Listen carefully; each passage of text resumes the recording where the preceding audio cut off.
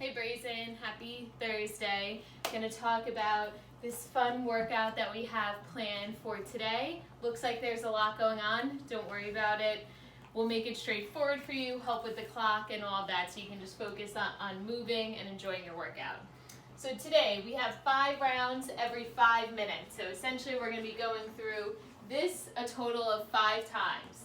I'm going to start first. You're going to have 20 seconds of max effort swings or snatches, right into a 30-second plank hold. Then you have a 10-second transition.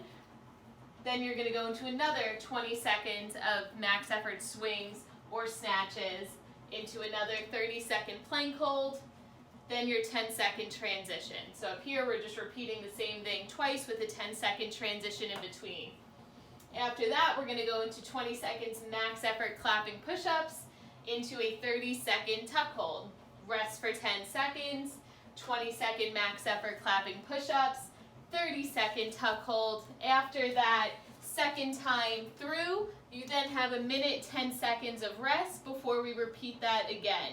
So you're finishing this up at 3:50 and you're not going again until 5 minutes. So this is where most of your rest will come, minute 10 seconds of rest that we have planned right here. You're going to again be doing this a total of 5 rounds. Again, lot going on with this workout. I promise once you get going, it's a little bit more straightforward. The coaches will be there during the workout to help count on the clock for you and all of that over Zoom, so don't worry too much about that. You'll be hearing all of our lovely voices, my lovely voice at 6 p.m., so don't worry too much about that. Just again, focus on these movements and know what movement you have coming next for your transitions.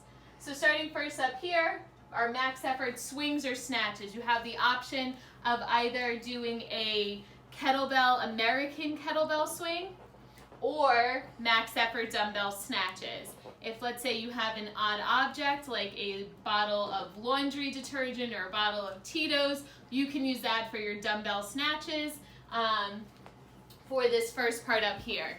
So starting first with our American kettlebell swings, remember these kettlebell swings will be going up overhead, so depending on how high your ceilings are, when you're not even 5 foot, you don't have to worry about any of that. So for these American swings, let's just make sure we're sending our hips straight back, hinging at the hips, kettlebell all the way up overhead.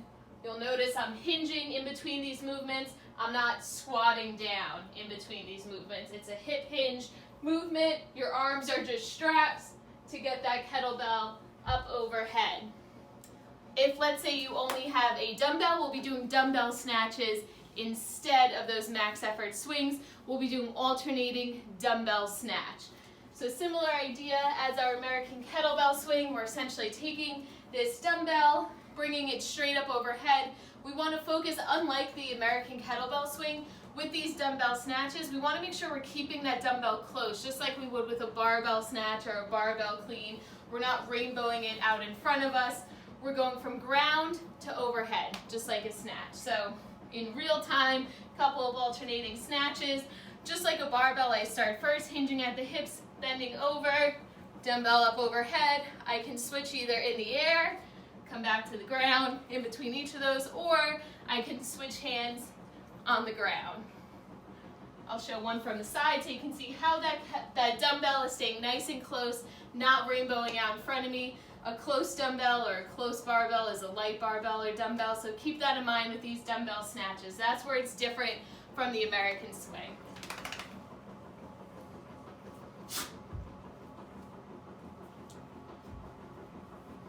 So you'll be doing 20 seconds, max effort, trying to stay consistent for how many reps we're getting through each of these rounds. After that, you're going to go into a 30-second plank hold. I'll give you guys the option. You can either do a push-up plank position here, holding for 30 seconds, or you can come down onto your forearms and hold here for 30 seconds. Let's just make sure that our hips are nice and neutral, our hips are not sagging, or we're not pushing our butt up in the air for those plank holds. After that 30 seconds, you get your 10-second transition. Then we'll be going into the second part of this workout. Starting first with 20 seconds, max effort clapping push-ups. So I'll go through a bunch of different options that you have for this. So first is our RX, clapping push-up, which is exactly as it sounds. So we'll go through that, and then a couple different options depending on where you are with your push-ups. So just like your regular push-up, we're tucking our elbows in, chest all the way to the ground, clapping in between each of those reps. Same points of performance as if we were doing a regular push-up. Tuck those elbows in, chest makes contact with the ground, and then as you're pushing up, it's an explosive push-up to give yourself some air off the ground to fit that clap in between each of those reps. Now let's say you don't necessarily have clapping push-ups, or you're not able to really move through them for that 20 seconds. We do want to make sure that we're moving that whole 20 seconds. If you're having to break them up, let's go to one of our modification options instead. So first option that we're going to have is just a push off the ground without a clap. So our hands are leaving the ground, air off the ground, but no clap in between. So what that would look like.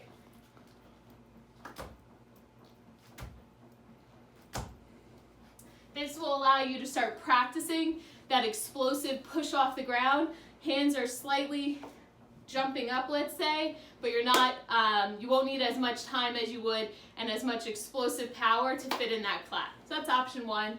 Next option would just be a regular RX push-up. So let's say that's giving you a hard time, you're not able to move for the full 20 seconds. Let's just go into RX push-up, tucking those elbows in, chest all the way down to the ground, all the way up at the top, no sagging hips. You'll see I'm moving my whole body together. And then of course our next option would be, after that, we can go to our knees. So this is the progression I want you to go in. We're not going to go right from, I can't do clapping push-ups, so I'll do clapping push-ups from my knees. The first option is hands slightly leave the ground, then RX push-ups, then we'll go to push-ups from our knees. So the same progression again, we can do a clapping from our knees, a little slippery. Then the next option, hands slightly leaving the ground.